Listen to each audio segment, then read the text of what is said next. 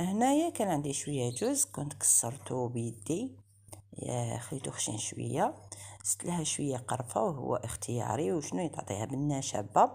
هنا عندي جنجلان محمص، زدت لها شويه جنجلان محمص وخلطتهم مليح ولميتهم بالمزهر حتى يولوا عجينه، تحسيها ولات عجينه. شوفوا كيفاش ولات عجينه. من الافضل نتوما تخلوها تنشف. انايا بديت نخدم يعني ديريكتومون، مسنيتهاش تنشف، يعني من الافضل تخلوها تنشف باش ديروا لي بودان تاع اللوز تاعكم. انا حكمت الحبه كيما شفتوا، قسمتها على زوج وبديت نشكل فيها. نحط النص تاع الورقه تاع الديول، ونحط لها لافارس تاع الكاوكاو. طبعا اللي حاب يديرها باللوز